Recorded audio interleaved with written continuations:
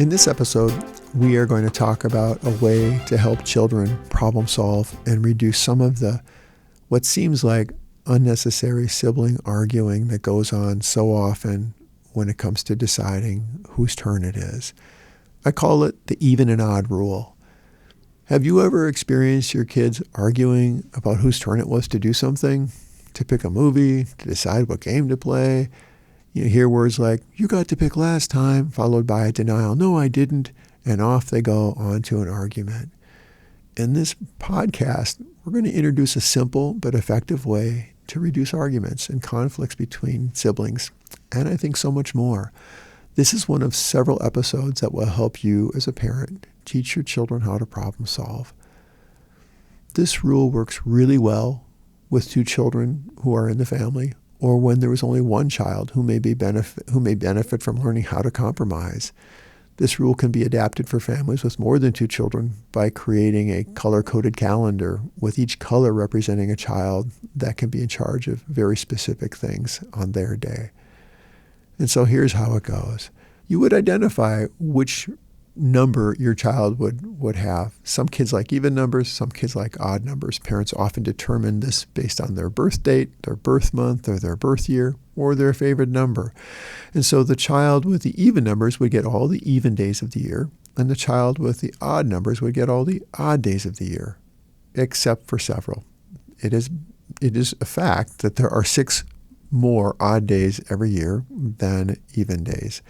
That's because 6 months end with a 31st. And it's not fair for there to be 2 odd days in a row. Kids have counted and they tell me that.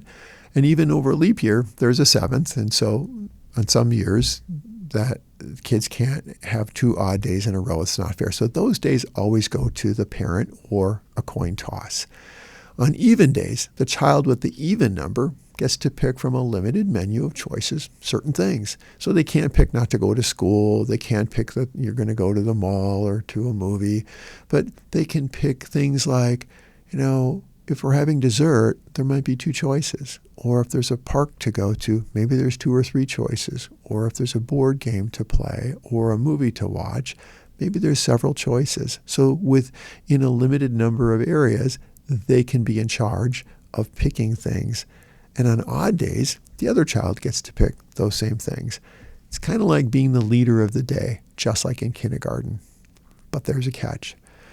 You get to be the leader of the day for a handful of things, and you also get to be the helper that same day. The other child may have fewer choices, but they also have fewer chores that day. So for example, if the child gets to pick the family activity, the board game, the first book to read at bedtime, the park to go to, they also get to help clear the table or organize the shoes by the door or pick up some of the extra toys that were left on the floor because they're the helper that day also. Children can be encouraged to pick things that each person would be able to play. It's not fair for kids to pick something that the other child has 0 interest in or is not able to do. That's why parents have to define the options. If the child who doesn't like the choices throws a fit, they may wind up forfeiting their day, which means their sibling gets 3 days in a row. Cooperation is encouraged. For one-child households, parents can stand in for the other child.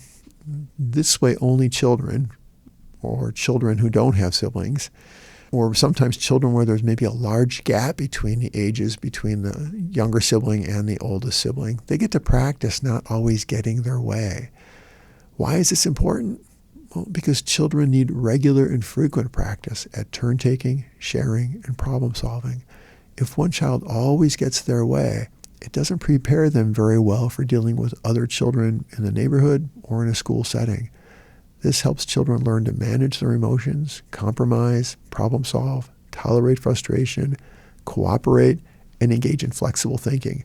These are crucial life skills for children to develop. The bonus is that parents don't have to remember whose turn it was the last time. They just need to check the calendar. Is it an even day or an odd day? Thank you for tuning in and considering this parenting topic. I hope that this information added to your growing toolbox of parenting your child or children. Please consider exploring other topics in this series. Remember, no one parenting tool can do everything. We need many tools to become the best parents for our children. Your children's future depends on you and the time and effort you invest in them today.